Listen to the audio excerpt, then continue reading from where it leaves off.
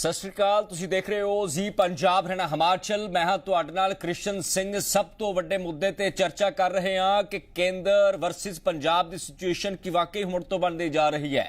3 खेती कानून भारत की हुकूमत ने वापस ले, किहड़ी शर्त ते वापस ले? MSP नूं लैके वड्डी चर्चा सी कि असीं टेबल टॉक किसान वर्ग नाल करन जा रहे हैं। हालांकि 29 मैंबरी कमेटी का गठन होया।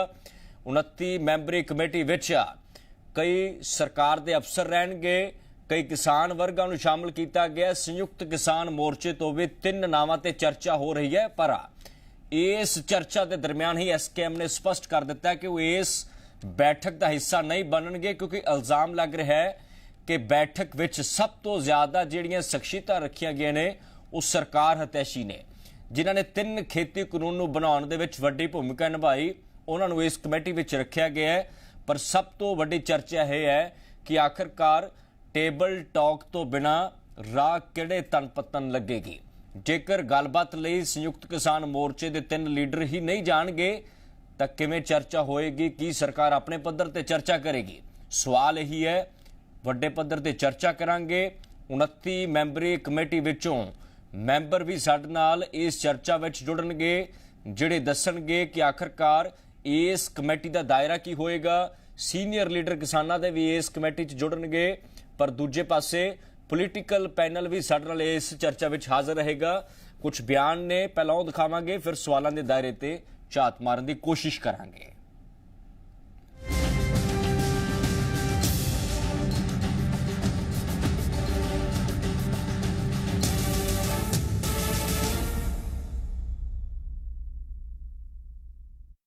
MSP ते तकरार क्यों है?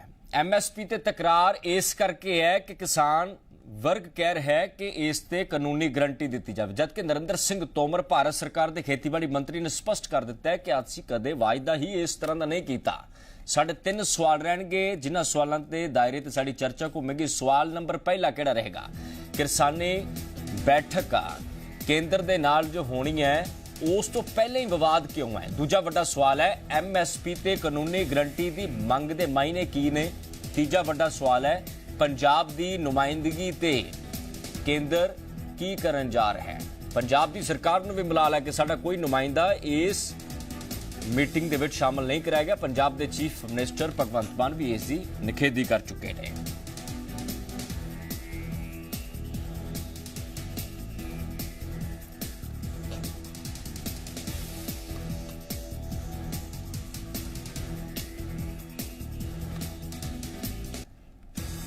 सो चर्चा की शुरुआत करांगे बिना किसी देरी तो। इस चर्चा विच साडे नाल भारत भूषण त्यागी जी जुड़ चुके ने नोएडा हैडकुआटर तो। उन्हां दा असीं स्वागत करते हैं। पद्मश्री ने 29 मैंबरी कमेटी दे विच वो शामिल ने। डॉक्टर दर्शनपाल जी संयुक्त किसान मोर्चा के लीडर ने, उन्हां दा भी असीं स्वागत करांगे। इस चर्चा विच वो भी जुड़े हुए ने। कांग्रेस तो साडे नाल सहजपाल बराड़ जी ने। सहजपाल जी स्वागत है सर तुहाडा भी। आम आदमी पार्टी तो जगतार सिंह संघेड़ा जी जुड़े ने। संघेड़ा जी स्वागत है सर, बहुत देर बाद अज अपनी मुलाकात इस चर्चा हो रही है। तो बीजेपी तो कुलदीप धालीवाल जी सिख वाला तुहाडा भी था। श्रोमणी अकाली दल तो करनैल सिंह पीर मुहम्मद इस चर्चा जुड़े ने। पीर मुहम्मद जी आए नूं सर, तुसीं चर्चा चाहो। सो सब तो पहला डॉक्टर दर्शनपाल जी, सवाल मेरा तुहानूं रहेगा। 3 मैंबरां दा जिक्र हो रहा सर, SKM स्पष्ट कर चुके हैं कि असीं नहीं भेजांगे। अगला राह किहड़ा होएगा सर? सरकार के सुनेहे का इंतजार कर रहे हो या फिर रणनीति उलीक रहे हो?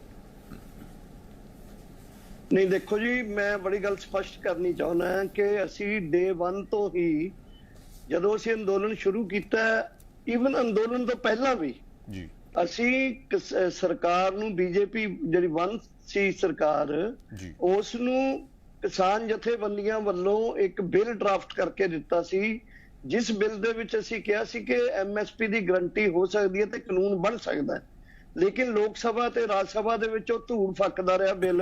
असीं बड़ी मेहनत नाल बहुत सारे लीगल एक्सपर्ट ते पार्टियां नूं, पोलीटिकल पार्टियां नूं मिल के ओह बिल बनाया सी।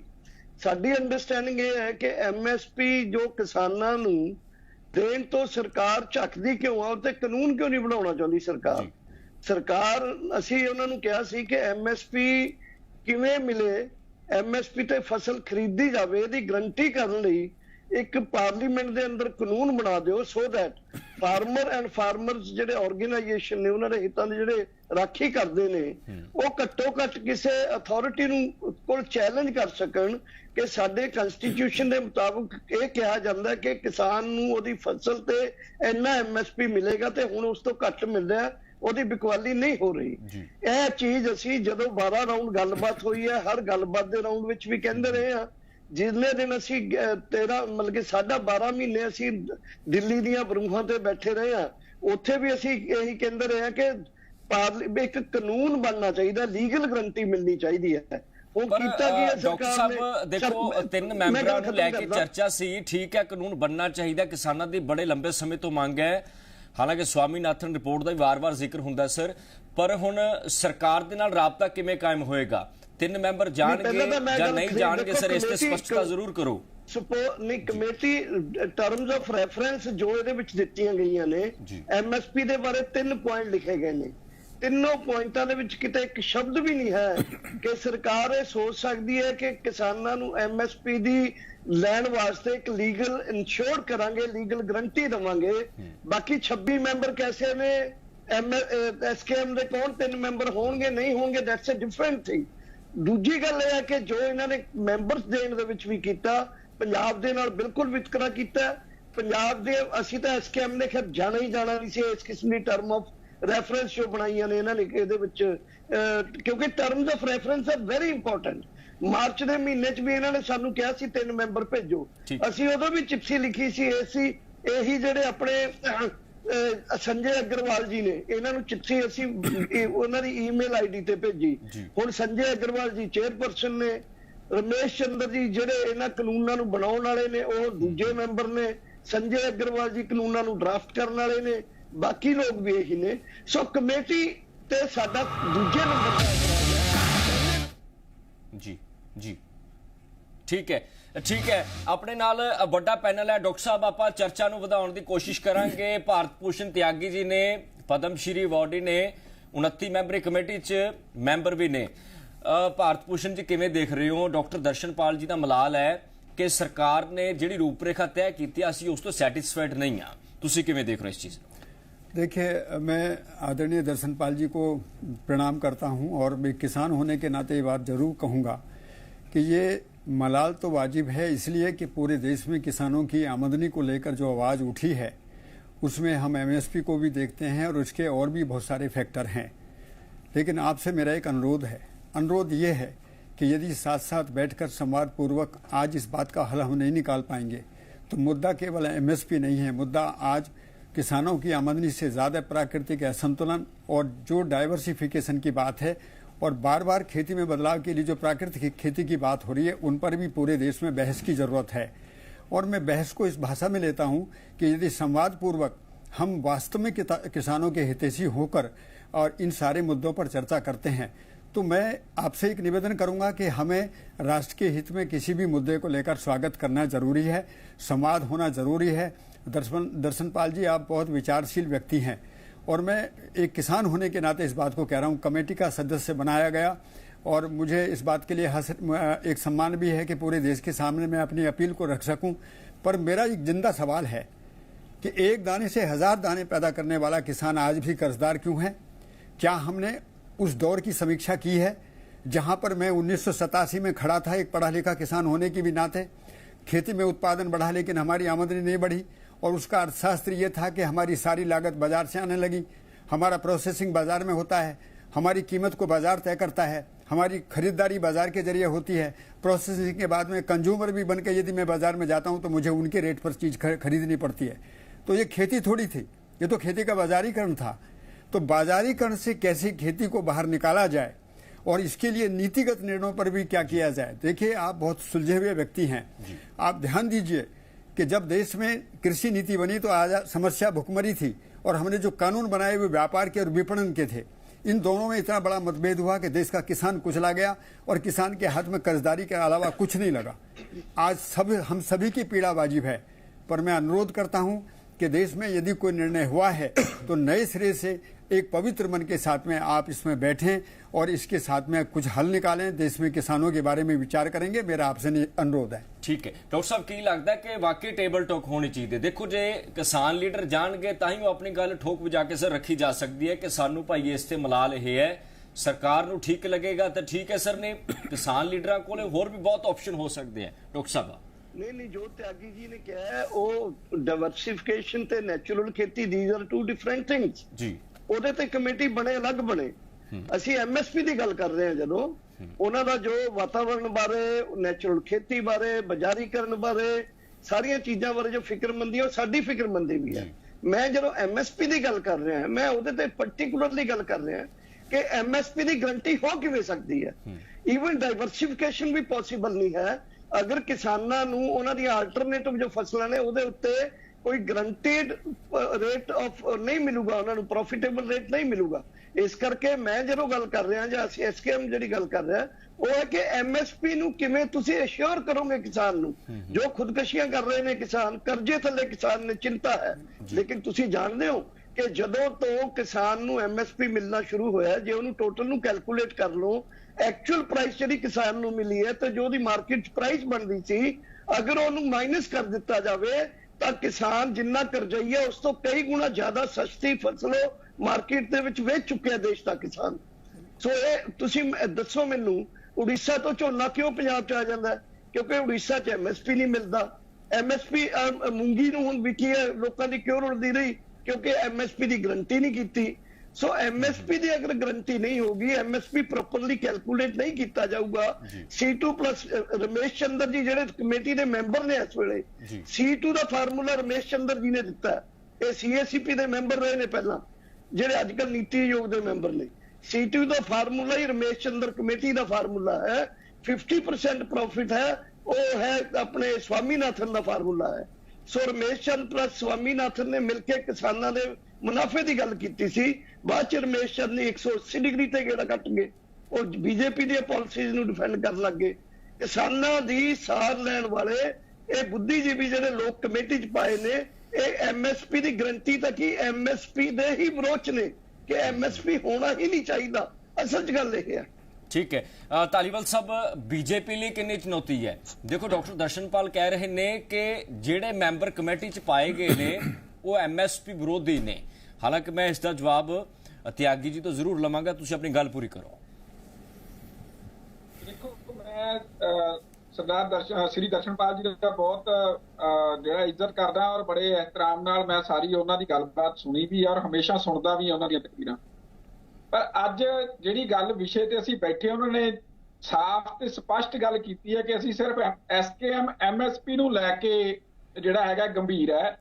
ਬਾਕੀ ਜਿਹੜੇ 2-3 ਮੁੱਦੇ ਹੋਰ ਹੈ, ਜਿਵੇਂ ਜ਼ੀਰੋ ਬਜਟ ਫਾਰਮਿੰਗ ਹੈ, ਦੂਜੀਆਂ ਚੀਜ਼ਾਂ ਕਮੇਟੀ ਦੇ ਵਿੱਚ ਹੈ, ਉਹਨਾਂ ਦੇ ਲਈ ਅਸੀਂ ਕੋਈ ਗੱਲਬਾਤ ਹਜੇ ਨਹੀਂ ਕਰਨਾ ਚਾਹੁੰਦੇ।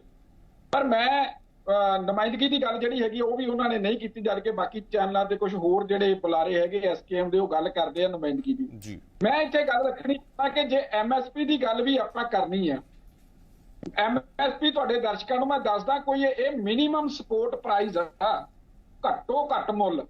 ਮਤਲਬ ਕਿਸਾਨ ਨੂੰ ਆਪਾਂ 75 ਸਾਲਾਂ 'ਚ ਘੱਟੋ ਘੱਟ ਮੁੱਲ ਵੀ ਨਹੀਂ ਦੇ ਸਕੇ। ਇਹਦੇ ਤੇ ਰਾਜਨੀਤੀ ਹੁੰਦੀ ਰਹੀ, ਅੱਗੇ ਵੀ ਹੁੰਦੀ ਰਹੇਗੀ। ਉਹ ਲੀਗਲ ਕਾਨੂੰਨੀ ਗਰੰਟੀ ਮੰਗ ਰਹੇ ਨੇ ਕਿ ਐਮਐਸਪੀ ਤੇ ਕਾਨੂੰਨੀ ਗਰੰਟੀ ਸਰਕਾਰ ਦੇ ਸਾਰੇ ਸ਼ਿਕਵੇ ਦੂਰ ਹੋ ਜਾਣਗੇ।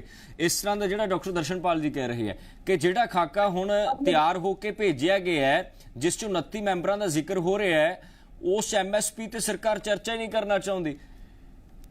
ਨਹੀਂ, ਮੈਂ ਉਸੇ ਗੱਲ ਤੇ ਆਉਣਾ ਚਾਹੁੰਦਾ। ਦੇਖੋ ਐਮਐਸਪੀ ਤੇ ਹੀ ਸਰਕਾਰ ਉਹਨਾਂ ਜਿਹੜੀ ਇਹਦੇ ਵਿੱਚ ਇੱਕ ਮੇਨ ਲਾਈਨ ਆ ਨਾ, ਜਦੋਂ ਉਹਨੂੰ ਪੜ੍ਹਦੇ ਆ 50 ਪੇਜਾਂ ਦਾ ਜਿਹੜਾ ਗਜਟ ਹੈਗਾ ਹੈ, ਉਹਦੇ ਚ ਮੇਨ ਹੈ ਕਿ ਐਮਐਸਪੀ ਨੂੰ ਮਜ਼ਬੂਤ ਕਿਵੇਂ ਕੀਤਾ ਜਾਵੇ, ਉਹਦੇ ਤੇ ਚਰਚਾ ਕਰਨੀ ਹੈ। ਔਰ ਉਹ ਸੁਝਾਅ ਜਿਹੜੇ ਹੈਗੇ ਕਾਨੂੰਨ ਬਣਾਉਣ ਵਾਸਤੇ ਅੱਗੇ ਜਾਣਗੇ। ਜਦੋਂ ਉਹਦੇ ਤੇ ਚਰਚਾ ਹੋਊਗੀ ਤਾਂ ਸੁਝਾਅ ਜਾਊ, ਕਿਉਂਕਿ ਐਮਐਸਪੀ ਤਾਂ ਆਲਰੇਡੀ 23 ਫਸਲਾਂ ਦਾ ਡਿਕਲੇਅਰ ਕਰਦੀ ਹੈ ਸਰਕਾਰ, ਪਰ ਉਹ ਮਿਲਦਾ ਨਹੀਂ ਕਿਸੇ ਨੂੰ। ਤਾਂ ਮਿਲੂਗਾ ਕਿਵੇਂ? ਜਦੋਂ ਚਰਚਾ ਹੋਊਗੀ ਤਾਂ ਗਰੰਟੀ ਦੀ ਗੱਲ ਹੋਊ, ਜਦੋਂ ਗਰੰਟੀ ਦੀ ਗੱਲ ਹੋਊਗੀ ਤਾਂ ਗਰੰਟੀ ਬਣੂਗੀ। ਔਰ ਗਰੰਟੀ 2 ਤਰੀਕੇ ਦੀ ਹੈ, ਵਿਚਾਰ 2 ਤਰੀਕੇ ਦੇ। ਇਸ ਗੱਲ ਤੇ ਦਰਸ਼ਨਪਾਲ ਜੀ ਸਹਿਮਤ ਹੋਣਗੇ ਮੇਰੇ ਨਾਲ। ਇੱਕ ਤਾਂ ਲੋਕ ਕਹਿੰਦੇ ਆ ਸਾਰੇ ਦੇਸ਼ ਦੀ ਫਸਲ ਸਰਕਾਰ ਚੱਕੇ, ਬਜਟ ਰੱਖੇ ਪਿੱਛੇ। ਇੱਕ ਇਹ ਵਿਚਾਰ ਹੈ ਕਿ ਸਰਕਾਰ ਇੰਨਾ ਹੀ ਕਰਦੇ ਕਿ ਕੋਈ ਵੀ ਵਪਾਰੀ ਭਾਵੇਂ ਨਿੱਜੀ ਵੀ ਚੱਕੇ, ਉਹ ਇਸ ਪ੍ਰਾਈਸ ਤੋਂ ਘੱਟ ਨਾ ਚੱਕੇ, ਇੱਕ ਪ੍ਰਾਈਸ ਤੈਅ ਹੋ ਜੇ। ਉਹ ਦੋਨਾਂ ਗੱਲਾਂ 'ਚ ਸੰਤੋਲ ਜਿਹੜਾ ਬੈਠ ਕੇ ਹੀ ਬਣੂਗਾ ਨਾ। ਜੇ ਆਪਾਂ ਬੈਠਾਂਗੇ ਪਾਰਟਿਸਿਪੇਟ ਕਰਾਂਗੇ ਉਹਦੇ ਤੇ ਗੱਲ ਹੋ, ਜੋ ਸਰਕਾਰ ਨੇ ਮੇਨ ਲਾਈਨ ਪਾਈ ਹੈ ਤੁਸੀਂ ਸਿਰਫ ਉਹਦੇ ਵਾਸਤੇ ਗੱਲ ਕਰ ਲਓ। ਔਰ ਦੂਜੀ ਜਿਹੜੀ ਗੱਲ ਹੈ ਮੈਂ ਕਹਿਣੀ ਚਾਹਣਾ ਕਿ ਇਹ ਮੌਕਾ ਇਤਿਹਾਸਿਕ ਹੈ। MSP ਗਰੰਟੀ ਕਾਨੂੰਨ ਕਿਸਾਨ ਨੂੰ ਮਿਲਣਾ ਚਾਹੀਦਾ। ਮੈਂ ਬਾਹਰ ਬੁਲਾਰਾ ਭਾਰਤੀ ਜਨਤਾ ਪਾਰਟੀ ਦਾ ਹਰੇਕ ਵੱਡੇ ਸਵਾਲ ਤਾਂ ਦੇਖੋ ਧਾਲੀਵਾਲ ਜੀ ਉਸ ਵੇਲੇ ਖੜੇ ਹੋ ਗਏ ਜਦੋਂ ਪੰਜਾਬ ਦੀ ਸਰਕਾਰ ਵੀ ਪੰਜਾਬ ਦੇ ਕਿਸਾਨਾਂ ਦੇ ਹਿਤੈਸ਼ੀ ਹੱਕ 'ਚ ਖੜੀ ਹੋਈ। ਸੰਘੇੜਾ ਜੀ ਸਰਕਾਰ ਨੂੰ ਕੀ ਮਲਾਲ ਹੈ? ਚੀਫ ਮਿਨਿਸਟਰ ਪੰਜਾਬ ਨਖੇਦੀ ਕਰ ਰਹੇ ਨੇ ਕਿ ਸਾਡਾ ਤਾਂ ਕੋਈ ਨੁਮਾਇੰਦਾ ਹੀ ਨਹੀਂ ਲਿਆ ਗਿਆ। ਮੈਨੂੰ ਗੱਲ ਪੂਰੀ ਕਰ ਲੈਣ ਦਿਓ। ਪੰਜਾਬ ਸਰਕਾਰ ਦਾ ਤਾਂ ਕੋਈ ਤੋਕੀ ਨਹੀਂ ਬਣਦਾ। ਇਹਨਾਂ ਨੇ ਹੁਣੇ ਮੂੰਗੀ ਚਕਾਈ ਸੀ, ਮੂੰਗੀ ਦਾ ਕਹਿ ਕੇ ਵਾਲੀ ਗੱਲ ਹੈ। ਠੀਕ ਹੈ, ਮੈਂ ਆ ਗਿਆ ਧਾਲੀਵਾਲ ਜੀ, ਆ ਗਿਆ। ਪਰ ਛੋਟੇ ਰਿਐਕਸ਼ਨ ਰੱਖਾਂਗੇ ਸਰ, ਸਮਾਂ ਬਹੁਤ ਘੱਟ ਹੈ, ਪੈਨਲ ਬਹੁਤ ਵੱਡਾ ਹੈ, ਮਹਿਮਾਨ ਜ਼ਿਆਦਾ ਨੇ ਅੱਜ, ਬਹੁਤ ਘੱਟ ਸਮਾਂ। ਸੰਘੇੜਾ ਜੀ ਆਪਣੀ ਗੱਲ ਪੂਰੀ ਕਰੋ। ਸਿੰਘ ਜੀ ਬਹੁਤ ਬਦਕਿਸਮਤੀ ਦੀ ਗੱਲ ਹੈ। ਪਹਿਲਾਂ ਆਪਣਾ ਕਰੋਪੀ ਚਿਹਰਾ ਜਿਹੜਾ ਆ ਕੇਂਦਰ ਸਰਕਾਰ ਨੇ ਦਿਖਾਇਆ ਸੀ 3 ਖੇਤੀ ਕਾਨੂੰਨ ਪਾਸ ਕਰਕੇ ਜਿਹੜੇ ਕਿ ਐਂਟੀ ਫਾਰਮਰ, ਐਂਟੀ ਪੰਜਾਬ ਤੇ ਐਂਟੀ ਇੰਡੀਆ ਕਾਨੂੰਨ ਸੀਗੇ, ਉਹ ਇਹਨਾਂ ਨੂੰ ਵਾਪਸ ਲੈਣੇ ਪਏ ਆ। ਹੁਣ ਆਪਣਾ ਫੇਰ ਦੁਬਾਰਾ ਚਿਹਰਾ ਦਿਖਾ ਰਹੀ ਆ ਕੇਂਦਰ ਸਰਕਾਰ। ਪੰਜਾਬ ਸਰਕਾਰ ਦਾ ਕੋਈ ਨੁਮਾਇੰਦਾ ਨਹੀਂ, ਅਜੇ ਕਿਸਾਨਾਂ ਦਾ ਵੀ ਕੋਈ ਨੁਮਾਇੰਦਾ ਨਹੀਂ। ਔਰ ਜਿੰਨੇ ਵੀ ਨੁਮਾਇੰਦੇ ਸ਼ਾਮਲ ਕੀਤੇ ਗਏ ਆ ਉਹ ਸਾਰੇ ਹੀ, ਮੈਂ ਤਾਂ ਇਕੱਲਾ MSP ਵਿਰੋਧੀ ਨਹੀਂ, ਮੈਂ ਕਹੂੰਗਾ ਕਿਸਾਨ ਵਿਰੋਧੀ। ਮਿਸਟਰ ਰਮੇਸ਼ ਚੰਦ ਦੀ ਗੱਲ ਹੋਈ ਹੈ, ਇਥੋਂ ਇਕੋਨੋਮਿਸਟ ਨੇ, ਬਹੁਤ ਇੰਟੈਲੀਜੈਂਟ ਨੇ, ਅਸੀਂ PAU ਚ ਇਕੱਠੇ ਹੀ ਪੜ੍ਹੇ ਆ। ਉਸ ਤੋਂ ਬਾਅਦ ਉਹ PhD ਕਰਨ ਦਿੱਲੀ ਚਲੇ ਗਏ ਸੀਗੇ, ਮੈਂ PAU ਚ ਲੱਗ ਪਿਆ। ਉਹਨਾਂ ਨੇ ਵਾਕਿਆ ਯੂ ਟਰਨ ਮਾਰਿਆ ਜਿੱਦਾਂ ਡਾਕਟਰ ਦਰਸ਼ਨਪਾਲ ਜੀ ਨੇ ਦੱਸਿਆ। ਉਹ ਲਾਹੇਵੰਦ ਕੀਮਤਾਂ ਦੇ ਹੱਕ 'ਚ ਸੀਗੇ, ਹੁਣ ਉਹ MSP ਦੇ ਵੀ ਅਗੇਂਸਟ ਹੋ ਗਏ। ਹੁਣੇ ਭਾਰਤ ਭੂਸ਼ਣ ਜੀ ਇੱਥੇ ਬੋਲ ਰਹੇ ਸੀਗੇ, ਉਹ ਕਹਿ ਰਹੇ ਸੀ ਬਾਜ਼ਾਰੀਕਰਨ ਖੇਤੀ ਦਾ ਬਾਜ਼ਾਰੀਕਰਨ ਹੋ ਹੀ ਨਹੀਂ ਸਕਦਾ। ਖੇਤੀ ਪ੍ਰਾਇਮਰੀ ਸੈਕਟਰ ਹੈ ਤੇ ਬਾਜ਼ਾਰ ਜਿਹੜਾ ਹੈ ਉਹ ਸੈਕੰਡਰੀ ਸੈਕਟਰ ਤੋਂ ਸ਼ੁਰੂ ਹੁੰਦਾ ਆ। ਇਸੇ ਹੀ ਕਰਕੇ ਖੇਤੀਬਾੜੀ ਦੀ ਏਜੰਟਾਂ ਨੂੰ ਮਿਨੀਮਮ ਸਪੋਰਟ ਪ੍ਰਾਈਸ ਦੀ ਗਰੰਟੀ ਤਾਂ ਚਾਹੀਦੀ ਹੈ। ਇਹ ਜਗਤਾਰ ਸੰਘੇੜਾ ਨਹੀਂ ਕਹਿੰਦਾ, ਆਮ ਆਦਮੀ ਪਾਰਟੀ ਨਹੀਂ ਕੇਵਲ ਕਹਿੰਦੀ, ਇਹ ਇਕਨੋਮਿਕਸ ਕਹਿੰਦੀ ਆ, ਐਗਰੀਕਲਚਰਲ ਇਕਨੋਮਿਕਸ। ਇਹ ਐਗਰੀਕਲਚਰ ਪ੍ਰਾਈਸ ਐਨਾਲਿਸਿਸ ਦੇ ਮਾਰ ਕਹਿੰਦੇ ਆ, ਚਾਹੇ ਉਹ ਇੰਡੀਆ ਦੇ ਨੇ ਚਾਹੇ ਉਹ ਅਮਰੀਕਾ ਦੇ ਨੇ, ਉਹ ਵੀ ਇਹੀ ਕਹਿੰਦੇ ਆ। ਮਿਨੀਮਮ ਸਪੋਰਟ ਪ੍ਰਾਈਸ ਜੇ ਆਪਾਂ ਨਾ ਦਿੱਤੀ ਕਿਸਾਨਾਂ ਨੂੰ ਤਾਂ ਕਿਸਾਨੀ ਫੇਲ ਹੋਏਗੀ, ਖੇਤੀ ਫੇਲ ਹੋਏਗੀ, ਮੁਲਕ ਫੇਲ ਹੋਏਗਾ, ਖਾਸ ਕਰਕੇ ਜਿਹੜਾ ਖੇਤੀ ਪ੍ਰਧਾਨ ਦੇਸ਼ ਹੈ। ਇਹ ਉਹ ਗਰੰਟੀ ਦੇਣ ਦੀ ਗੱਲ ਵੀ ਨਹੀਂ ਕਰਦੇ, ਉਹਦਾ ਨਾਂ ਲੈਣ ਨੂੰ ਤਿਆਰ ਨਹੀਂ। ਕੁਲਦੀਪ ਧਾਲੀਵਾਲ ਜੀ ਹੁਣ ਟਵਿਸਟ ਕਰ ਰਹੇ ਆ ਗੱਲ ਨੂੰ। ਖੇਤੀ ਮੰਤਰੀ ਸਪਸ਼ਟ ਨਾ ਕਰ ਚੁੱਕੇ ਆ ਕਿ ਅਸੀਂ ਕੋਈ ਗਰੰਟੀ ਨਹੀਂ ਸੀ ਕਿਹਾ ਸੀ ਵੀ ਇੱਥੇ ਗੱਲ ਕਰਾਂਗੇ। ਸਾਰੀਆਂ ਗੱਲਾਂ ਤੋਂ BJP ਬਾਰ-ਬਾਰ ਮੁੱਕਰ ਰਹੀ ਹੈ। ਬਿਲਕੁਲ, ਸਰਕਾਰ ਕਹਿ ਰਹੀ ਹੈ ਕਿ ਅਸੀਂ ਕਦੇ ਵਾਅਦੇ ਨਹੀਂ ਕੀਤੇ। ਸਾਰਾ ਕੁਝ ਜਿਹੜਾ ਹੈ ਔਰ ਦਾਇਰੇ ਵਿੱਚ MSP ਨੂੰ ਲਿਆਉਣ ਲਈ ਕੋਈ ਵਾਅਦਾ ਨਹੀਂ ਕੀਤਾ। ਸਰਕਾਰ ਵੱਖ-ਵੱਖ ਤਰ੍ਹਾਂ ਦੇ ਸਟੇਟਮੈਂਟ ਦੇ ਕਿਸਾਨਾਂ ਦਾ ਵਿਰੋਧ ਕਰਦੇ ਰਹੇ, ਉਹ ਬੰਦੇ ਵਿੱਚ ਸ਼ਾਮਲ ਕੀਤੇ ਹੋਏ ਆ। ਠੀਕ ਹੈ ਕਰਨੈਲ ਜੀ, ਅਕਾਲੀ ਦਲ ਦਾ ਕੀ ਸਟੈਂਡ ਹੈ? ਦੇਖੋ ਇਹ ਮੁੜ ਤੋਂ ਉਹੀ ਸਿਚੁਏਸ਼ਨ ਤਾਂ ਨਹੀਂ ਸਰ ਬਣਦੀ ਜਾ ਰਹੀ। ਕੇਂਦਰ ਵਰਸਸ ਪੰਜਾਬ, ਦੇਖੋ ਵੱਡੀ ਗਿਣਤੀ 'ਚ ਪੰਜਾਬ ਦੇ ਕਿਸਾਨ ਦਿੱਲੀ ਦੀਆਂ ਬਰੂਹਾਂ ਤੇ ਪਹੁੰਚੇ ਸੀ। ਸ਼੍ਰੋਮਣੀ ਅਕਾਲੀ ਦਲ BJP ਦਾ ਗੱਠਜੋੜ ਵੀ ਇਸੇ ਵਿਸ਼ੇ ਤੇ ਟੁੱਟਿਆ ਸੀ। ਕਰਨੈਲ ਜੀ ਦੇਖੋ ਕ੍ਰਿਸ਼ਨ ਜੀ, ਸਭ ਤੋਂ ਮੇਨ ਗੱਲ ਇਹ ਆ ਕਿ ਸਾਡੇ ਦੇਸ਼ ਦੀ ਬਦਕਿਸਮਤੀ ਹੈ ਕਿ ਇੱਥੇ ਅਰਬਾਂ ਖਰਬਾਂ ਰੁਪਏ ਦਾ ਬਹੁਤ ਵੱਡਾ ਨੁਕਸਾਨ ਹੋ ਗਿਆ ਆਰਥਿਕ ਤੌਰ ਤੇ। ਔਰ ਸਾਡਾ ਕਿਸਾਨ ਵਰਗ ਜਿਹੜਾ ਹੈ ਉਹ 12 ਮਹੀਨੇ ਇੱਕ ਸਾਲ ਦਿੱਲੀ ਦੀਆਂ ਬਰੂਹਾਂ ਦੇ ਉੱਤੇ ਬੈਠ ਕੇ ਆਪਣੇ ਹੱਕ ਸੱਚ ਤੇ ਨਿਆਂ ਦੀ ਆਵਾਜ਼ ਉਠਾਉਂਦਾ ਰਿਹਾ। ਤੇ ਜੇ ਪ੍ਰਧਾਨ ਮੰਤਰੀ ਸਾਹਿਬ ਆਏ ਔਰ ਗੁਰੂ ਨਾਨਕ ਪਾਤਸ਼ਾਹ ਜੀ ਦੇ ਪਵਿੱਤਰ ਗੁਰਪੁਰਬ ਮੌਕੇ ਉਹਨਾਂ ਨੇ ਜਿਹੜਾ ਐਲਾਨ ਕੀਤਾ, ਦੇਖੋ ਇੱਕ ਦੇਸ਼ ਦਾ ਪ੍ਰਧਾਨ ਮੰਤਰੀ, ਇੱਕ ਸਟੇਟਸਮੈਨ, ਉਸ ਦੇ ਮੂੰਹ ਦੇ ਵਿੱਚੋਂ ਨਿਕਲਿਆ ਇੱਕ ਲਫ਼ਜ਼ ਜਿਹੜਾ ਉਹ ਆਪਣੇ ਆਪ ਦੇ ਵਿੱਚ ਕਾਨੂੰਨ ਹੁੰਦਾ ਹੈ। ਜਦੋਂ ਉਹਨਾਂ ਨੇ ਗੱਲ ਕਹਿ ਦਿੱਤੀ ਤੇ ਉਸ ਤੋਂ ਬਾਅਦ ਕਿਸਾਨ ਭਾਈਚਾਰਾ ਉੱਥੋਂ ਉੱਠ ਕੇ ਆਪਣੇ ਘਰਾਂ ਨੂੰ ਆਇਆ, ਭਾਵੇਂ ਕਿ 800 ਦੇ ਕਰੀਬ ਕਿਸਾਨਾਂ ਨੂੰ ਸ਼ਹਾਦਤ ਦੇਣੀ ਪਈ। ਔਰ ਉਸ ਤੋਂ ਬਾਅਦ ਤੁਸੀਂ ਦੇਖੋ ਕਿ ਸਭ ਤੋਂ ਵੱਡੀ ਗੱਲ ਤਾਂ ਹੈਗੀ ਸੀ ਕਿ ਇਹੋ ਹੀ MSP ਦੇ ਉੱਤੇ ਕਿ ਸਾਨੂੰ ਗਰੰਟੀ ਦਿੱਤੀ ਜਾਵੇ। ਹੁਣ ਇਹ ਦੇਖੋ ਕਿਹੋ ਜਿਹੀ ਗਰੰਟੀ ਦੇਣੀ ਚਾਹੁੰਦੇ ਆ। ਤਿਆਗੀ ਸਾਹਿਬ ਜਿਹੜੀ ਗੱਲ ਕਹਿ ਰਹੇ ਨੇ, ਉਹਨਾਂ ਨੂੰ ਇੰਨਾ ਵੱਡਾ ਫਿਕਰ ਏ ਤਾਂ ਉਹਨਾਂ ਦਾ ਆਪਣਾ ਫਰਜ਼ ਬਣਦਾ ਸੀ, ਜਦੋਂ ਉਹਨਾਂ ਨੂੰ ਇੰਨਾ ਵੱਡਾ ਦੇਸ਼ ਦਾ ਅਵਾਰਡ ਮਿਲਿਆ ਹੋਇਆ ਹੈ, ਇਹ ਆਪਣੇ ਆਪ ਹੀ ਜਿੰਨੇ ਮੈਂਬਰ ਬਣਾਏ ਨੇ ਇਹ ਕਹਿਣ ਕਿ ਭਾਈ ਸਭ ਤੋਂ ਪਹਿਲਾਂ ਤੁਸੀਂ ਜਿਨ੍ਹਾਂ ਨੂੰ ਇਹ ਸਭ ਕੁਝ ਦੇਣਾ ਚਾਹੁੰਦੇ ਹੋ, ਜਿਨ੍ਹਾਂ ਲਈ ਇਹ ਸਭ ਕਮੇਟੀ ਬਣਾਈ ਹੈ, ਉਹਨਾਂ ਨੂੰ ਤੁਸੀਂ ਬਾਹਰ ਰੱਖ ਕੇ ਕਿਹੋ ਜਿਹੀ ਗੱਲ ਕਰ ਰਹੇ ਹੋ। ਦੂਜੀ, ਕੋਈ ਵੀ ਉਤਪਾਦਨ ਜਿਹੜਾ ਹੁੰਦਾ ਹੈ ਉਹਦਾ ਜਿਹੜਾ ਰੇਟ ਹੈ ਖੁਦ ਉਹ ਆਪ ਤੈਅ ਕਰਦੇ ਆ। ਤੁਸੀਂ ਦੇਖੋ ਕੰਪਨੀਆਂ, ਸੂਈ ਤੋਂ ਲੈ ਕੇ ਜਹਾਜ਼ ਤੱਕ ਹਰ ਚੀਜ਼ ਜਿਹੜੀ ਹੈ ਉਹਦਾ ਰੇਟ ਉਹ ਆਪ ਤੈਅ ਕੀਤਾ ਜਾਂਦਾ ਸੰਬੰਧਿਤ ਜਿਹੜੇ ਉਤਪਾਦਕ ਨੇ ਉਹਨਾਂ ਵੱਲੋਂ। ਲੇਕਿਨ ਇੱਥੇ ਕੀ ਹੋ ਰਿਹਾ, ਇੱਥੇ ਕਿਸਾਨ ਜਿਹੜਾ ਸੋਨੇ ਵਰਗੀ ਫਸਲ ਆਪਣੀ ਲੈ ਕੇ ਉਸ ਤੋਂ ਬਾਅਦ ਦੇਖਦਾ ਰਹਿੰਦਾ ਖਰੀਦਦਾਰ ਵਾਸਤੇ ਕਿ ਹੁਣ ਇਹ ਕਦੋਂ ਮੇਰੀ ਖਰੀਦ ਕਰੇਗਾ, ਕਿਸ ਰੂਪ ਦੇ ਵਿੱਚ ਕਰੇਗਾ, ਕਦੀ ਉਹਨੂੰ ਡਿਸਕਲਰ, ਕਦੀ ਪਰ ਕਮੈਲ ਜੀ ਇਸੇ ਕਰਕੇ ਸ਼ਾਇਦ ਸਰਕਾਰ ਨੇ ਇਸ ਕਮੇਟੀ ਦਾ ਗਠਨ ਕੀਤਾ ਹੈ। ਸਰਕਾਰ ਵਾਰ-ਵਾਰ ਇਸੇ ਵਿਸ਼ੇ ਤੇ ਸਟ੍ਰੈਸ ਕਰ ਰਹੀ ਹੈ। ਸਹਿਜਪਾਲ ਬਰਾੜ ਵੀ ਨੇ ਮੈਂ ਉਹਨਾਂ ਦਾ ਰਿਐਕਸ਼ਨ ਲਵਾਂਗਾ, ਫਿਰ ਆਪਾਂ ਛੋਟੇ ਜਿਹੇ ਵਕਫੇ ਲਈ ਰੁਕਾਂਗੇ। ਬਰਾੜ ਸਾਹਿਬ, ਕੀ ਲੱਗਦਾ ਤੁਹਾਨੂੰ? ਇੱਕ ਪਾਸੇ ਸਰਕਾਰ ਖੜੀ ਹੈ, ਦੂਜੇ ਪਾਸੇ 29 ਮੈਂਬਰੀ ਕਮੇਟੀ ਹੈ, ਤੀਜੇ ਪਾਸੇ ਸੰਯੁਕਤ ਕਿਸਾਨ ਮੋਰਚਾ ਹੈ। ਕੀ ਲੱਗਦਾ ਹੈ ਕਿ ਸਭ ਕੁਝ ਸੰਭਵ ਮੀਟਿੰਗ ਦੇ ਵਿੱਚ ਹੈ, ਜਾਂ ਮੀਟਿੰਗ ਤੋਂ ਪਹਿਲੇ ਇੱਕ ਅਜਿਹਾ ਖਰੜਾ ਤਿਆਰ ਹੋਣਾ ਚਾਹੀਦਾ ਹੈ ਜਿਸ 'ਚ ਸਾਰੀਆਂ ਚੀਜ਼ਾਂ ਸਪਸ਼ਟ ਹੋਣੀਆਂ ਚਾਹੀਦੀਆਂ ਨੇ? ਬਿਲਕੁਲ ਕ੍ਰਿਸ਼ਨ ਜੀ, ਗੱਲ ਇਹ ਹੈ ਕਿ ਕਾਲੇ ਕਾਨੂੰਨ ਜਿਹੜਾ ਆ 2021 ਦੇ ਵਿੱਚ ਰੱਦ ਹੋ ਗਏ ਸੀ, ਪਰ ਜਿਹੜੀ ਬੀਜੇਪੀ ਦੀ ਕਾਲੀ ਨੀਅਤ ਆ ਉਹ ਅਜੇ ਤੱਕ ਵੀ ਮੈਂ ਸਮਝਦਾ ਪੰਜਾਬ ਦੇ ਵਿਰੁੱਧ ਤੇ ਪੰਜਾਬ ਦੇ ਕਿਸਾਨਾਂ ਦੇ ਵਿਰੁੱਧ ਅਜੇ ਤੱਕ ਵੀ ਉਹ ਜਿਹੜੀ ਨੀਅਤ ਆ ਉਹ ਕਾਲੀ ਹੈ। ਆਪਾਂ ਗੱਲ ਕਰ ਰਹੇ ਹਾਂ ਕਿ ਐਮਐਸਪੀ ਦੀ, ਅਸੀਂ ਕਿਸਾਨ ਮੰਗਦੇ ਕੀ ਆ ਸਰਕਾਰ ਤੋਂ? ਸਾਡਾ ਧਰਨਾ ਲੱਗਦਾ, 700 ਤੋਂ ਵੱਧ ਸਾਡੇ ਕਿਸਾਨ ਭਰਾਵਾਂ ਦੀਆਂ, ਸਾਡੇ ਬਜ਼ੁਰਗਾਂ ਦੀਆਂ ਮੌਤਾਂ ਹੋ ਜਾਂਦੀਆਂ। ਅਸੀਂ ਐਮਐਸਪੀ ਦੀ ਗੱਲ ਕੀਤੀ ਸੀ, ਐਮਐਸਪੀ ਨੂੰ ਲੈ ਕੇ ਅਸੀਂ ਉੱਠੇ ਸੀ। ਅੱਜ ਹੋ ਕੀ ਰਿਹਾ? ਅੱਜ ਪੰਜਾਬ ਦੇ ਵਿੱਚ ਹੋ ਰਿਹਾ ਹੈ ਕਿ ਸਾਡੇ ਕਿਸਾਨ, ਤੁਹਾਨੂੰ ਸ਼ੁਰੂਆਤੀ ਗੱਲ ਦੱਸਦਾ, ਮੇਰੇ ਸਾਡੇ 10-15 ਕਿਲੋਮੀਟਰ ਨੇੜੇ ਪਿੰਡ ਆ ਸੱਕਾਂ ਵਾਲੀ, ਉੱਥੋਂ ਦਾ ਸਰਪੰਚ ਆ 60 ਕਿੱਲੇ ਮੂੰਗੀ ਬੀਜ ਦਿੰਦਾ। ਪਹਿਲੀ ਗੱਲ ਤਾਂ ਸਰਕਾਰਾਂ ਅੱਜ ਕੱਲ ਕਿਸਾਨਾਂ ਨੂੰ ਜਿਹੜਾ ਬੀਜ ਨਹੀਂ ਸਹੀ ਦਿੰਦੀਆਂ, ਉਹਨਾਂ ਨੂੰ ਆਪਦੀ ਜਿਹੜੀ ਕੋਈ ਫਸਲ ਹੈ ਜੇ ਉਹਨੇ ਮੂੰਗੀ ਬੀਜੀ ਉਹਨਾਂ ਨੂੰ ਵਾਹੁਣੀ ਪੈਂਦੀ ਹੈ। ਜੇ ਕਿਤੇ ਰੱਬੋਂ ਬਚ ਕੇ, ਫਸਲੋਂ ਬਚ ਕੇ, ਜਾਂ ਸਰਕਾਰੋਂ ਵੀ ਬਚ ਕੇ ਕਿਸਾਨ ਚੰਗੀ ਫਸਲ ਕੱਢ ਲੈਂਦਾ, ਮੰਡੀ 'ਚ ਲੈ ਜਾਂਦਾ, ਉੱਥੇ ਘੱਟੋ ਘੱਟ 5 ਤੋਂ 10 ਦਿਨ ਜਦੋਂ ਤੱਕ ਉਡੀਕਦਾ ਕਿ ਅੱਜ ਮੇਰੀ ਕੋਈ ਆੜਤ ਆਊਗਾ, ਅੱਜ ਕੋਈ ਏਜੰਸੀ ਆਊਗੀ ਜਿਹੜੀ ਮੇਰੀ ਫਸਲ ਅੱਜ ਚੱਕੂਗੀ। ਜੇ ਕਿਸਾਨ ਨੂੰ ਪਤਾ ਹੋਵੇ ਕਿ ਵਾਕਿਆ ਮੈਨੂੰ ਜਿਹੜਾ ਮੇਰਾ ਐਮਐਸਪੀ ਤੇ ਆਧਾਰਿਤ ਮੇਰੀ ਫਸਲ ਚੱਕੀ ਜਾਊਗੀ, ਤਾਂ ਸਾਨੂੰ ਜਿਹੜੀ ਉਹ ਦਿਮਾਗ ਤੇ ਜਿਹੜੀ ਉਹ ਬਰਡਨ ਨਹੀਂ ਹੁੰਦੀ। ਪਰ ਹੁੰਦਾ ਕੀ ਆ, ਜਦੋਂ ਨੂੰ ਸਾਡੀ ਫਸਲ ਆੜਤੀਆਂ ਨੇ ਚੱਕਣੀ ਹੁੰਦੀ ਆ ਜਾਂ ਕਿਸੇ ਹੋਰ ਏਜੰਸੀ ਨੇ ਚੱਕਣੀ ਹੁੰਦੀ ਆ, ਉਦੋਂ ਨੂੰ ਉੱਪਰੋਂ ਰੱਬ ਮੀਂਹ ਪਾ ਦਿੰਦਾ। ਗੱਲ ਕੀ ਹੈ, ਬੜੇ ਸਾਡੇ ਸਤਿਕਾਰਯੋਗ ਲੀਡਰ ਬੈਠੇ ਐਸਕੇਐਮ ਦੇ, ਔਰ ਜੇ ਆਪਾਂ ਗੱਲ ਕਰਦੇ ਹਾਂ ਕਿ ਹੁਣ ਐਮਐਸਪੀ ਤੇ ਜਿਹੜੀ ਕਮੇਟੀ ਬਣੀ ਹੈ, ਜਿਨ੍ਹਾਂ ਬੀਜੇਪੀ ਦੇ ਉਹਨਾਂ ਨੇਤਾਵਾਂ ਨੇ, ਚਾਹੇ ਆਪਾਂ ਸੰਜੇ ਅਗਰਵਾਲ ਦੀ ਗੱਲ ਕਰ ਲਈਏ, ਚਾਹੇ ਰਮੇਸ਼ ਚੰਦਰ ਜੀ ਦੀ ਗੱਲ ਕਰ ਲਈਏ, ਜਿਵੇਂ ਕਿ ਭਾਈ ਸਾਹਿਬ ਨੇ ਦੱਸਿਆ, ਦਰਸ਼ਨ ਜੀ ਨੇ ਦੱਸਿਆ, ਜਿਹੜੇ ਉਹਨਾਂ ਬੀਜੇਪੀ ਦੇ ਨੇਤਾਵਾਂ ਨੇ ਜਦੋਂ ਉਹਨਾਂ ਨੇ ਕਾਨੂੰਨ ਜਦੋਂ ਬਣਦੇ ਸੀ, ਸਾਡੇ ਸਿਰ 'ਚ ਇੱਕ ਤਰੀਕੇ ਦਾ ਫਾਹਾ ਜਿਹੜਾ ਪਾਇਆ ਸੀ ਸਾਡੇ ਗੱਲ 'ਚ, ਉਹੀ ਬੰਦੇ ਅੱਜ ਉਹਨਾਂ ਕਮੇਟੀਆਂ ਦੇ ਵਿੱਚ ਬੈਠ ਰਹੇ ਆ। ਜੇ ਪੰਜਾਬ ਦੀ ਗੱਲ ਕਰ ਦਈਏ, ਪੰਜਾਬ ਸਰਮੋਰੀ ਸੀ, ਪੰਜਾਬ 'ਚੋਂ ਇੱਕ ਉਦੋਂ ਜੇ ਕਿਸੇ ਵਿਅਕਤੀ ਦਾ ਅਵਾਜ਼ ਉੱਠਿਆ ਸੀ ਧਰਨੇ ਦੇ ਲਈ। ਜੇ ਕਿਸਾਨ ਲੀਡਰਾਂ ਨੂੰ ਮਲਾਲ ਸਭ ਤੋਂ ਵੱਡਾ ਇਹ ਹੈ ਕਿ ਇਹ ਲੋਕਾਂ ਨੇ ਹੀ ਕਾਨੂੰਨ ਬਣਾਏ, ਤਾਂ ਫਿਰ ਅੱਖ 'ਚ ਅੱਖ ਪਾ ਕੇ ਵੀ ਗੱਲ ਕੀਤੀ ਜਾ ਸਕਦੀ ਹੈ ਕਿ ਆਹ ਠੀਕ ਹੈ, ਆਹ ਬਹੁਤ ਗਲਤ ਤੁਸੀਂ ਕਰ ਰਹੇ ਹੋ। ਇਸ 'ਚ ਸਪਸ਼ਟਤਾ ਬੜੀ ਜ਼ਰੂਰੀ ਹੈ। ਇੱਕ ਛੋਟੇ ਜਿਹੇ ਬ੍ਰੇਕ ਤੋਂ ਬਾਅਦ ਮੈਂ ਦਰਸ਼ਨਪਾਲ ਜੀ ਦਾ ਰਿਐਕਸ਼ਨ ਲਵਾਂਗਾ। ਇੱਕ ਛੋਟੇ ਜਿਹੇ ਕਮਰਸ਼ੀਅਲ ਬ੍ਰੇਕ ਲਈ ਸਾਨੂੰ ਰੁਕਣਾ ਪੈਣਾ ਹੈ। ਜਲਦ ਹਾਜ਼ਰ ਹੋਣੇ ਬ੍ਰੇਕ ਤੋਂ ਬਾਅਦ।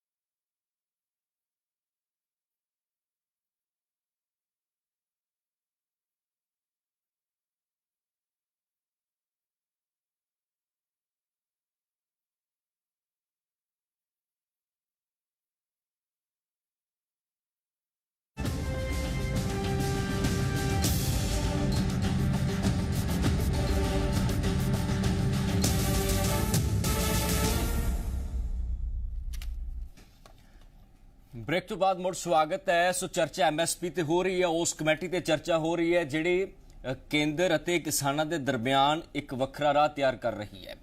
ਪਰ SKM ਦਾ ਉਸ ਤੇ ਕੀ ਸਟੈਂਡ ਹੈ, ਸਰਕਾਰ ਉਸ ਤੇ ਕਿਸ ਤਰ੍ਹਾਂ ਦੇ ਜਿਹੜੇ ਸਟੇਟਮੈਂਟ ਦੇ ਰਹੀ ਹੈ, ਬਿਆਨ ਦੇ ਰਹੀ ਹੈ, ਉਸ ਤੇ ਅਸੀਂ ਚਰਚਾ ਕਰ ਰਹੇ ਹਾਂ। ਭਾਰਤ ਭੂਸ਼ਣ ਜੀ, ਦੇਖੋ ਜਿਸ ਹਿਸਾਬ ਨਾਲ ਸਾਡੇ ਇੱਥੇ ਮਹਿਮਾਨ ਖਦਸ਼ਾ ਪ੍ਰਗਟ ਕਰ ਰਹੇ ਨੇ ਕਿ ਸਰਕਾਰ MSP ਤੇ ਚਰਚਾ ਨਹੀਂ ਕਰਨਾ ਚਾਹੁੰਦੀ, ਇਹ ਸਰਕਾਰ ਦੀ ਮਜਬੂਰੀ ਹੈ ਜਾਂ ਇਸ ਨੂੰ ਕਿਸ ਲਿਹਾਜ਼ ਨਾਲ ਅਸੀਂ ਦੇਖੀਏ कि वाकई सरकार MSP पे चर्चा नहीं करना चाहती? देखिए, मेरा सभी जो मेहमान हैं उनके साथ एक निवेदन है। MSP पर भी चर्चा होना बहुत ज़रूरी है, उसको प्रभावी किस तरीके से बनाया जाए। लेकिन इससे बड़ा मुद्दा मैं बार बार आपको ध्यान आकर्षण कराना चाहता हूं कि डाइवर्सिफिकेशन इस समय अंतर्राष्ट्रीय मुद्दा है और देश में जिस तरह की प्रकृति के विरोध में हम लोग चले हैं, पानी की कमी होती जा रही है और हमारे गेहूं, गन्ने और धान की खेती में हमारी इकोनॉमी सारी बुरी तरीके से फंस गई है। तो हम ये कहना चाहते हैं कि क्यों ना मंच पर एक जगह बैठकर इन सभी मुद्दों पर गंभीर चर्चा हो।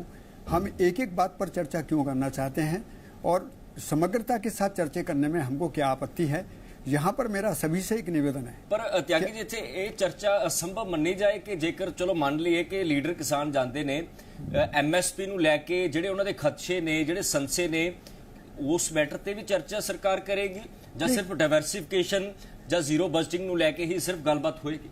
नहीं, देखिए, इसमें तीनों मुद्दे स्पष्ट हैं।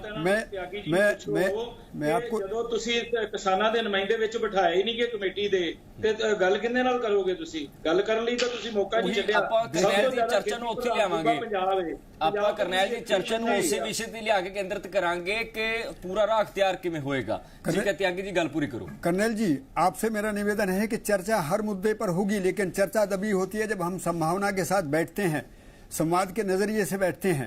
हमको यदि किसान की आमदनी बढ़ानी है तो वो MSP का डिजाइन क्या होगा, वो बायोडाइवर्सिफिकेशन कैसे लागू होगा, जीरो बजट और प्राकृतिक खेती कैसे होगी, ये सारे गंभीर मुद्दे हैं। ये कमेटी का मतलब भी यही था कि देश में एक नए प्रस्ताव को लेकर, एक नए बदलाव को लेकर हम किस प्रकार से बात करें।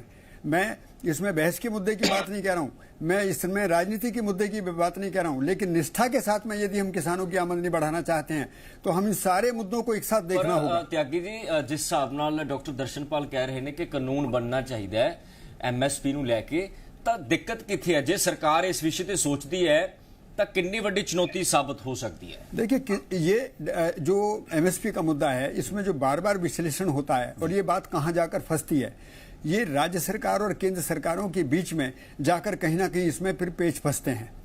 हमारा निवेदन आपसे ये है कि यदि हम साथ साथ बैठते हैं तो राज्य सरकार और केंद्र सरकारों के बीच में भी डाइवर्सिफिकेशन को लेकर या एग्रीकल्चर इकोनॉमी को लेकर या फसलों को लेकर कहाँ क्या तकलीफ है कि मोनोक्रॉपिंग के जरिए हमारा कोई पर्टिकुलर प्रोडक्शन ज़्यादा ना बढ़ जाए, कोई कम ना हो जाए, तो उसको हम उत्पादन को संतुलन की दृष्टि से कैसे देखते हैं, इस पर भी हम चर्चा एक मेज पर बैठकर ही कर सकते हैं, एक साथ बैठकर ही कर सकते हैं। ठीक है डॉक्टर साहब, की लगता ਤੁਹਾਨੂੰ? देखो जिस हिसाब ਨਾਲ त्यागी साहब इस चीज का जिक्र कर रहे ने, हाँ गल पूरी करो डॉक्टर साहब। त्यागी जी, वो चाहे डाइवर्सिफिकेशन है, चाहे पेच सेंटर और राज्यों में फंसे, लेकिन किसान को उसकी फसल का जो कॉस्ट है उसके प्रॉफिट के साथ मोल मिलना चाहिए। इससे क्या दिक्कत है? मैं सहमत हूं। डाइवर्सिफिकेशन, सुनिए मेरी बात खत्म होना दीजिए। डाइवर्सिफिकेशन का भी मूल मंत्र जो है वो किसान को अगर मूंगी का, किसान को अगर सनफ्लावर का, किसान को अगर मक्का का रेट नहीं मिलेगा तो डाइवर्सिफिकेशन कैसे हो जाएगी? सो डाइवर्सिफिकेशन हो या पेच फंसे केंद्र में या स्टेट में, लेकिन किसान को उसकी अनाज का, दाल का, उसके तेल बीज का, उसका रेट मिलना चाहिए जो उसका मेहनत लगता है, जो इनपुट लगते हैं, और उसके बाद 6 महीने का जो उसका प्रॉफिट बनता है। अगर इसके लिए भी सरकार गारंटी करने के लिए तैयार नहीं है तो क्यों किसान उसके लिए जाके उसकी मीटिंग में बैठे? हमें लीगल गारंटी चाहिए और आज पूरे देश का किसान इसके लिए जाग चुका है। इस पर आंदोलन होगा। हम कमेटी में बैठेंगे जाके तो इसका मतलब हम देश के किसानों को धोखा देंगे, क्योंकि उस कमेटी में जो लीगल गारंटी चाहिए उसका एक अक्षर भी लिखा हुआ नहीं है। आप कहते हो कि मोदी जी या बीजेपी हमें फंसाना चाहती है। असल में नेचुरल खेती में, डाइवर्सिफिकेशन में हम 2 फसलों की ही MSP मिल रही है, वो भी 2.5 प्रांतों में, मतलब के स्टेट्स में, पूरे किसी दूसरे स्टेट में नहीं मिलती। 23 फसलों की एमएसपी डिक्लेयर होती है। अभी तो हमारा जो आगे हम करेंगे कि एमएसपी को जिस तरह से सीएसीपी डिक्लेयर करता है वो भी बहुत अनसाइंटिफिक है। उसमें भी किसानों का जो खून निचोड़ा जाता है, इसीलिए किसान कर्जे में फंसे हुए हैं। इसीलिए वो इसलिए नहीं कि बाजार फंस गए हैं, इसलिए है कि गवर्नमेंट उनको पैसा, उनकी फसल का पूरा मोल नहीं देती है। वो किसानों अभी एमएसपी कैलकुलेट कैसे करना है और उस पर बेचने की गारंटी कानून बनवा के ही हम दे सकते हैं। ये हमें इस देश में रहने वाले जो शहरी है, किसान है, उनको पता है। हमने ये सैकड़े, मतलब कि हमारे दादाओं ने, हमारे परदादाओं ने, हमारे बाप पिताओं ने बहुत शोषण करवाया। डॉक्टर साहब मैं सवाल पूछना चाहना ਤੁਹਾਨੂੰ, देखो ਐਮਐਸਪੀ ਨੂੰ ਲੈ ਕੇ ਤੁਸੀਂ ਸਾਰੀ ਚਰਚਾ ਕੇਂਦਰਿਤ ਕੀਤੀ ਹੈ ਕਿ ਸਰਕਾਰ ਉਸੇ ਕਾਨੂੰਨ ਬਣਾਏ ਤਾਂ ਜੋ ਕਿਸਾਨ ਜਿਹੜਾ ਉਹ ਸੁਰੱਖਿਅਤ ਮਹਿਸੂਸ ਕਰ ਸਕੇ। ਤਾਂ ਮਲਾਲ ਕਿਤੇ ਤੁਹਾਡਾ ਖਦਸ਼ਾ ਕੀ ਹੈ ਕਿ ਸਰਕਾਰ ਇਸ ਵਿਸ਼ੇ ਤੇ ਕਿਉਂ ਨਹੀਂ ਸੋਚ ਰਹੀ? ਸਰਕਾਰ ਦੀ ਕੋਈ ਮਜਬੂਰੀ ਹੈ ਜਾਂ ਕਿਸੇ ਹੋਰ ਐਂਗਲ ਤੋਂ ਤੁਸੀਂ ਇਸ ਨੂੰ ਵੇਖ ਰਹੇ ਹੋ? सरकार दी मजबूरी है कि सरकार ओपन मार्केट में किसान को छोड़ना चाहती है जी। वो WTO रजीम, वो कॉर्पोरेट रजीम के आश्रय किसान को वो मंडी पर अपना स्टेट कंट्रोल करके किसान को प्रोटेक्ट नहीं करना चाहती है। सरकार ये खुला छोड़ देना चाहती है, फिर कहेगी हमने तो मंडी में नहीं है, हमने तो एमएसपी डिक्लेयर ही नहीं किया, मंडी में जो आपको मिलो जाओ आप खुदकशी करो।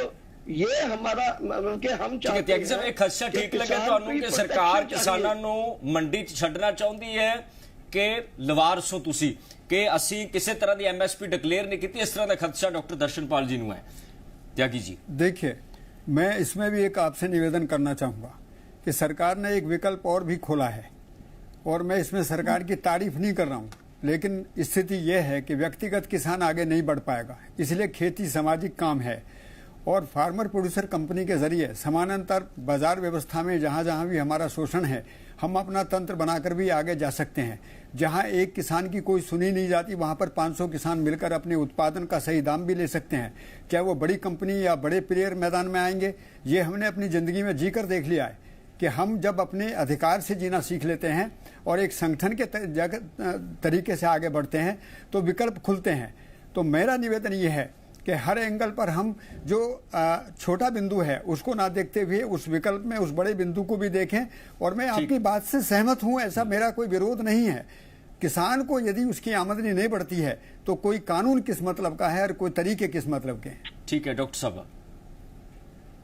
नहीं, मेरा ये कहना है कि फिर मैं दोबारा ये कहना चाहता हूं कि पंजाब हरियाणा के किसानों ने अपना रेट लिया है 2 फसलों के ऊपर और ये बात हम कहते हैं कि ये रजीम जो है इस रजीम से सीखिए, यहाँ का मंडीकरण सीखिए, यहाँ जो एमएसपी मिला है उस पर कामयाबी हुई है लोगों को।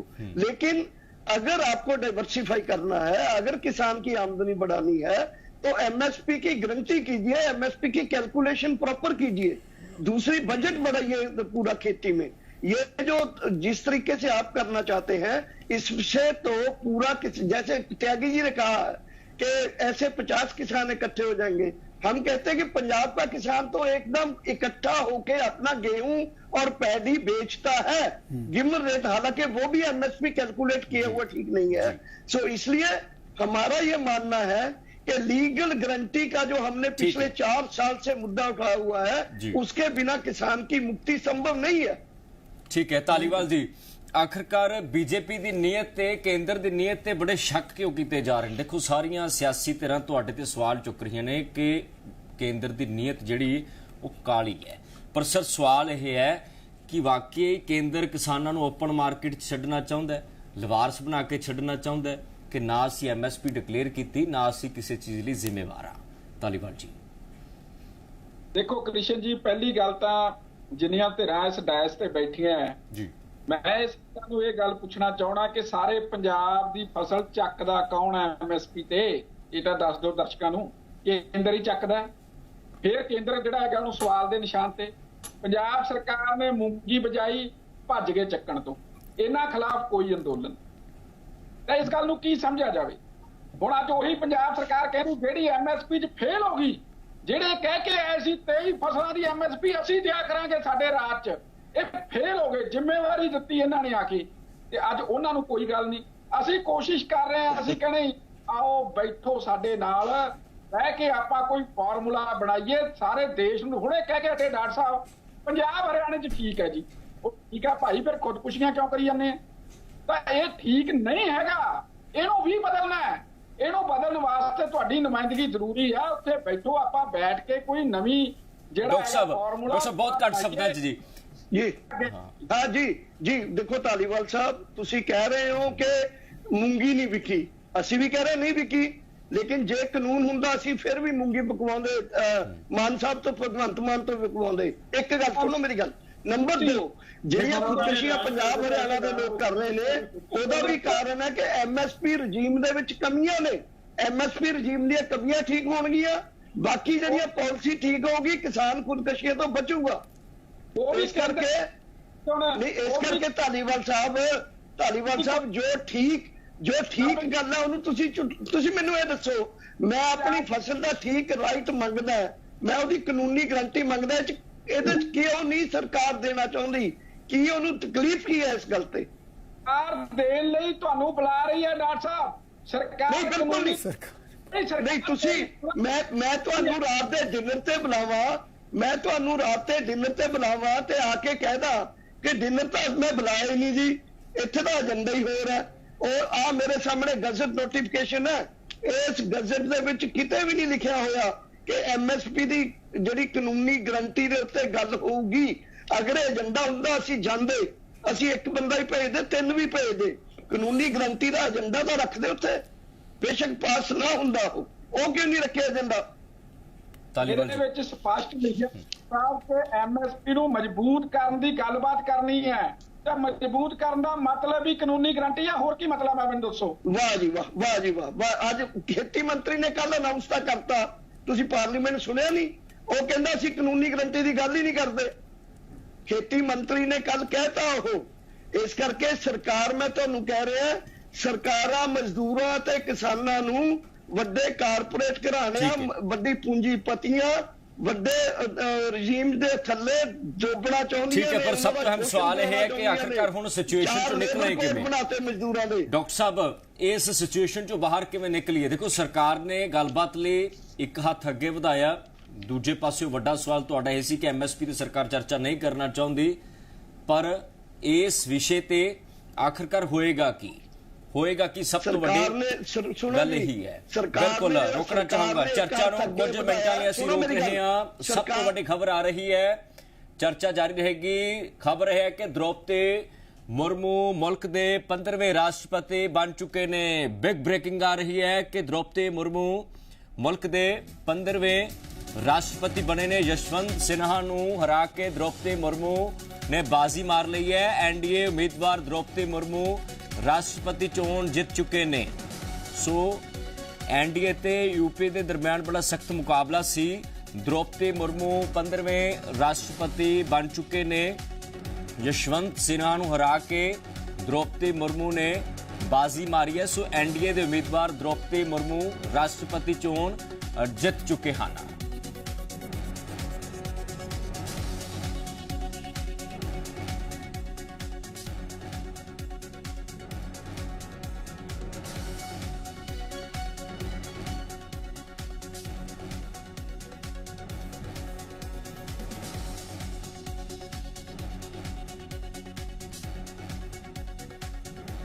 ਸੋ ਦ੍ਰੌਪਦੀ ਮੁਰਮੂ ਮੁਲਕ ਦੇ 15ਵੇਂ ਰਾਸ਼ਟਰਪਤੀ ਬਣੇ ਨੇ। ਯਸ਼ਵੰਤ ਸਿਨਹਾ ਨੂੰ ਹਰਾ ਕੇ ਦ੍ਰੌਪਦੀ ਮੁਰਮੂ ਬਾਜ਼ੀ ਮਾਰ ਚੁੱਕੇ ਨੇ। ਐਨਡੀਏ ਉਮੀਦਵਾਰ ਦ੍ਰੌਪਦੀ ਮੁਰਮੂ ਰਾਸ਼ਟਰਪਤੀ ਚੋਣ ਜਿੱਤ ਚੁੱਕੇ ਨੇ। ਸੋ 15ਵੇਂ ਰਾਸ਼ਟਰਪਤੀ ਵਜੋਂ ਦ੍ਰੌਪਦੀ ਮੁਰਮੂ ਜਿਨ੍ਹਾਂ ਨੇ ਇਹ ਅਹਿਮ ਜ਼ਿੰਮੇਵਾਰੀ ਨਿਭਾਉਣੀ ਹੈ, ਸੰਭਾਲਣੀ ਹੈ, ਯਸ਼ਵੰਤ ਸਿਨਹਾ ਨੂੰ ਹਰਾ ਕੇ ਦ੍ਰੌਪਦੀ ਮੁਰਮੂ ਨੇ ਬਾਜ਼ੀ ਮਾਰ ਲਈ ਹੈ।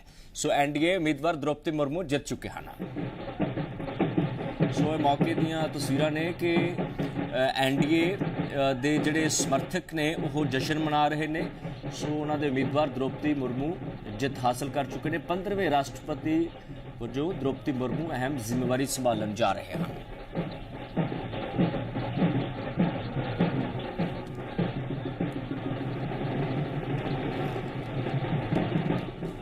ਸੋ ਆਦੀਵਾਸੀ ਸਮਾਜ ਨਾਲ ਸੰਬੰਧਿਤ ਦ੍ਰੌਪਦੀ ਮੁਰਮੂ ਜਿਨ੍ਹਾਂ ਨੇ 2015 ਤੋਂ ਲੈ ਕੇ 21 ਤੱਕ ਅਹਿਮ ਜ਼ਿੰਮੇਵਾਰੀ ਨਿਭਾਈ, ਤਾਂ इस मौके ते राष्ट्रपति बने ने मुल्क दे। सो 15वें राष्ट्रपति वजों द्रौपदी मुर्मू अहम सेवावां निभाउण जा रहे हैं।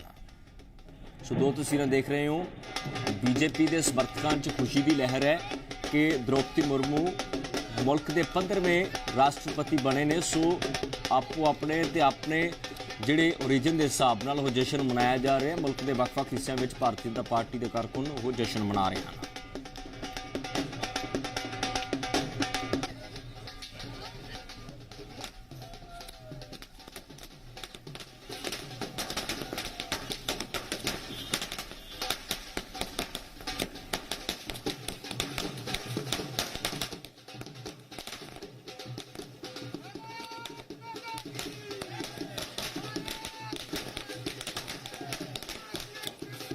जशवंत सिन्हा ਨੂੰ ਹਰਾ ਕੇ द्रौपदी मुर्मू राष्ट्रपति ਚੋਣਾਂ ਜਿੱਤ ਚੁੱਕੇ ਨੇ।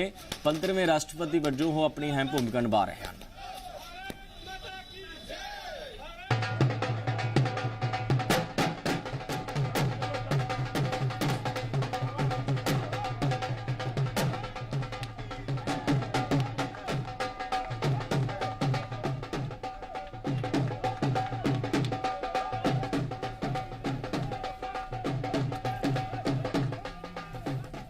सो चर्चा असी MSP ते कर रहे सी। वड्डी खबर तो भी असी रुख किया, पर आखिरी रिएक्शन मैं लैन की कोशिश करांगा। सिंघड़ा साहब बहुत घट शब्दों से आखिरी रिएक्शन, पंजाबी सरकार आखिरकार की किसानों की कोई सहायता कर सकती है? देखो MSP नूं लैके पेच मुड़ तो फसिया है।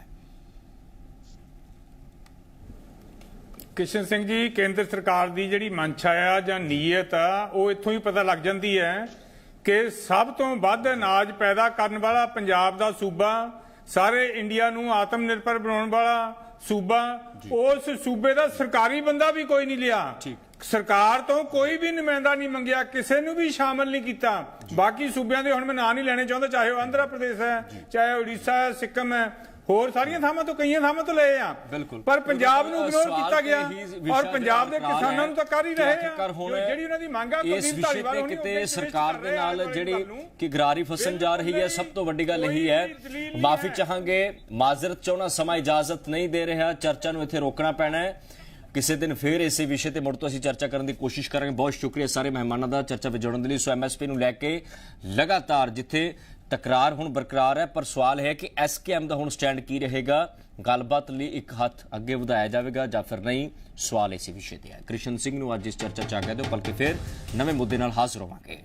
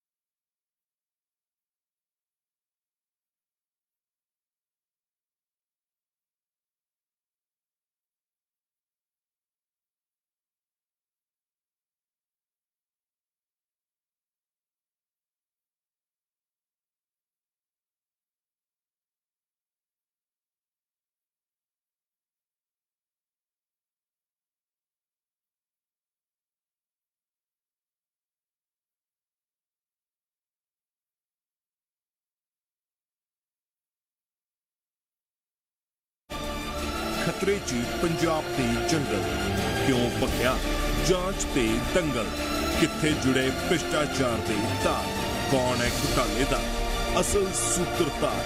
ਵੇਖੋ ਸਾਡੀ ਖਾਸ ਪੇਸ਼ਕਸ਼ ਸਟੇਟਸ ਰਿਪੋਰਟ ਸ਼ਨੀਵਾਰ ਅਤੇ ਐਤਵਾਰ ਸ਼ਾਮ 7 ਵਜੇ ਸਿਰਫ ਜ਼ੀ ਪੰਜਾਬ ਹਰਿਆਣਾ ਹਿਮਾਚਲ ਤੇ।